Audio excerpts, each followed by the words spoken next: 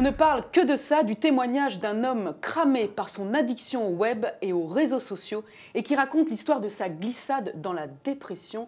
Guy Birenbaum, bonjour. Bonjour. Merci d'avoir répondu à notre invitation. Alors pour ceux qui ne vous connaissent pas, vous êtes journaliste.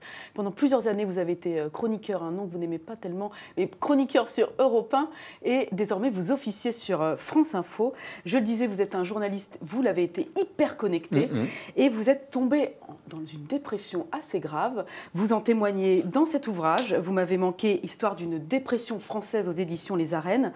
Il y a un an, pratiquement jour pour jour, vous étiez couché, incapable de sortir de chez vous, terrassé par cette maladie qui est la dépression. Et aujourd'hui, vous dites, vous allez moins mal. Quand vous jetez un œil derrière votre épaule, vous la voyez comment, cette maladie aujourd'hui ? Je la vois beaucoup en fait parce que je reçois énormément de témoignages de gens qui ont été frappés ou qui ont peur d'être frappés par la dépression et qui ont été sensibles à ce que je raconte, soit qu'ils connaissent personnellement les affres de ce moment où on est effectivement complètement tétanisé, soit qu'ils aient des gens à proximité d'eux qui soient dans cette situation. Et donc en fait j'ai comme un flashback sur ces moments qui n'étaient pas très agréables effectivement comme vous le dites, mais en même temps très positifs parce que... Vous la laissez être là. Oui, c'est pas gênant, ça fait partie de ma vie. Et puis tout a changé complètement. Et ça ne me gêne pas du tout. Et surtout, ça ne me gêne pas d'en parler. Parce que je pense que ce qui est important, c'est que moi qui ai la parole et qui ai pu raconter cette histoire, je puisse la prendre, cette parole, et parler pour ceux qui ne peuvent pas. Parce que j'ai rencontré, ou j'ai reçu des messages, ou j'ai rencontré des gens qui m'ont dit « vous avez de la chance ». Et ils ont tout à fait raison. Qu'est-ce qui a été, je vous coupe, mais qu'est-ce qui a été le plus dur dans cette période-là ? La peur qui vous gagnait ? Oui, c'est ça. Le mal physique qui vous rongeait. Alors, il y a d'abord, ce qu'il faut expliquer à ceux qui nous regardent, c'est que c'est le corps qui lâche. On pense que c'est la tête, etc. Oui, c'est la tête, mais c'est d'abord le corps. Donc, il y avait tout un tas de symptômes que je ne comprenais absolument pas. Alors, on a fait toute une batterie d'examens qui donnait rien du tout. Donc, après, un médecin vous arrête et puis vous allez à la rencontre de la psychiatrie et de la psychanalyse. Mais c'est là, si vous voulez, où j'ai eu du bol, parce que je suis tombé, d'une certaine façon, sur des gens formidables. Vous avez eu un super psychiatre. Oui, j'ai toujours. Vous avez eu un super médecin généraliste. Oui. Vous avez été très bien entouré par votre famille. C'est là la chance. Vos amis également. Voilà, c'est ça qui est très important.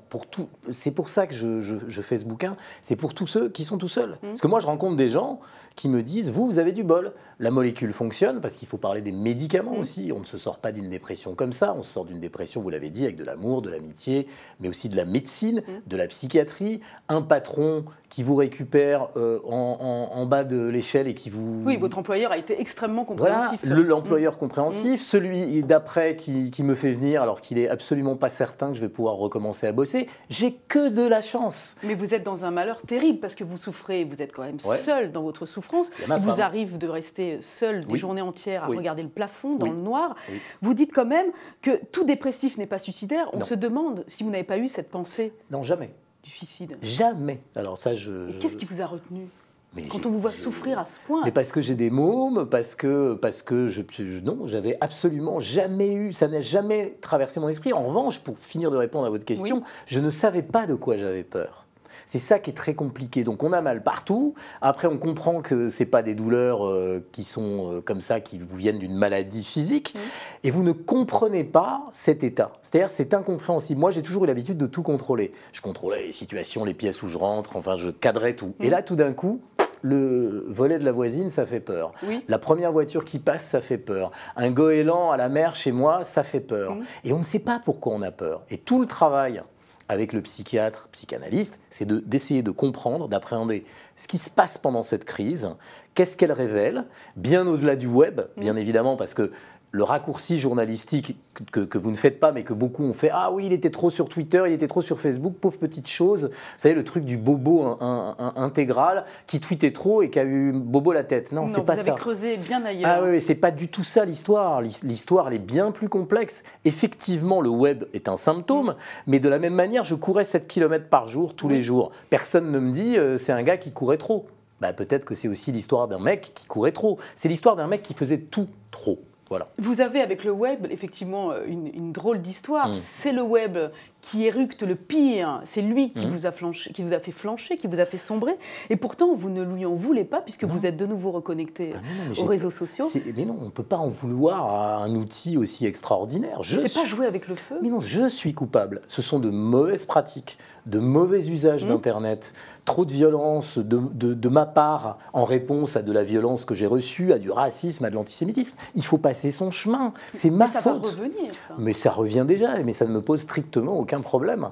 Je suis même souriant d'une certaine façon, puisque désormais, comme je contrôle la situation, comme je ne l'ai jamais contrôlée, parce qu'avant, je pensais que je la contrôlais. Je disais, t'inquiète pas, ça me fait pas mal, je suis costaud. Oui, vous ne répondiez pas, vous ne portiez pas plainte déjà sur les attaques antisémites. Non. Aujourd'hui, vous le faites, vous l'avez fait. Je l'ai fait, on verra bien où ça nous mène. En tout cas, je l'ai fait. Mais vous ne laisserez plus passer. Non, je ne laisse pas passer, mais en tout cas, c'est surtout en termes de maîtrise du temps qu'il faut expliquer les choses. C'est-à-dire qu'il y a un moment, quand on va très mal, on se projette dans l'écran. On se projette sur le clavier et on est esclave du téléphone, des notifications, des pushs, de tout ce qui monte, de la violence de l'actualité, parce que c'est pas seulement le web, c'est aussi l'information en continu. Alors c'est drôle pour quelqu'un qui bosse à France Info de dire ça, mais quand on regarde les chaînes d'information en continu, qu'on soit producteur d'information comme un journaliste, mais aussi téléspectateurs, on ne peut pas, je ne pense pas que le cerveau puisse supporter toute cette violence et toute cette accumulation. Et moi, j'ai vécu ça complètement dans le bide, ça m'a traversé, et il n'est pas question de retomber là-dedans. C'est pour ça que l'histoire de la rechute, ça me fait sourire, parce que, encore une fois, je suis passé à autre chose. Voilà. Donc, avant la maladie, vous étiez considéré, parce que certaines personnes ne vous connaissent pas, mais comme un sniper, le roi du bashing. C'est ça. Vous étiez le premier à être informé, vous souhaitiez être le premier à donner l'information. Et aujourd'hui, vous dites que vous avez changé, donc très concrètement, vous avez ce recul par rapport aux choses et vous ne tomberez plus du coup dans ces travers-là. J'espère, j'en suis à peu près persuadé, parce que ça ne m'intéresse plus. Je suis passé dans une étape où, si vous voulez, je considère tout ça et mon propre parcours avec un ricanement que j'adressais aux autres. Je veux dire, personne ne peut être plus sévère avec moi que je ne le suis. C'est pour ça, quand je lis 2 ou 3 critiques qui me font rigoler, je vois le petit Eric Nolot, qui est un sympathique ancien éditeur que j'ai bien connu lorsque j'étais éditeur, qui écrit dans un journal qui sort vendredi, samedi, dimanche, que c'est un livre exhibitionniste. J'ai envie de lui dire, quand on écrit dans VSD, parler d'exhibitionnisme, c'est comme un camembert qui dit à un Roquefort, tu pues. Vous voyez ? Donc j'ai pas perdu la main, si je veux, je peux cogner, je peux faire le buzz, mais ça m'amuse même plus. Ça m'intéresse pas, je suis passé à autre chose, et dans cette autre chose, il y a le recul, la distance et le sourire. Alors vous qui vous êtes cru le plus fort pendant des années, vous le dites, vous fanfaronniez sur Internet, vous étiez vraiment celui qui donnait un peu des leçons à certains. Comment vous expliquez cet aveu fait à la face du monde, je suis faible, je ne vais pas bien, parfois même je me dégoûte? Ben, c'est la vérité. Je veux dire, d'abord, il a fallu comprendre pourquoi j'étais agressif, pourquoi je me prenais pour Rambo d'opérette, pourquoi j'étais comme ça. Ça, c'est un long travail de psychiatrie, de thérapie, de discussion incessante avec le psychiatre qui m'a pris en main. Je pense qu'on a bien compris, je pense que j'ai bien compris, et à partir de là, ben, ce comportement, je suis le plus à même de dire, le plus capable de dire, c'était ridicule. Je me suis consacré à du vent pendant toutes ces années. Quand on a le parcours que j'ai, le parcours universitaire que j'ai, finir par tweeter des conneries, pardon pour la vulgarité, de 140 signes, alors que ma bonne distance à moi, c'est le bouquin ou c'est la thèse, j'ai paumé tout recul, j'ai perdu dans ce miroir aux alouettes absolument toute capacité de réfléchir.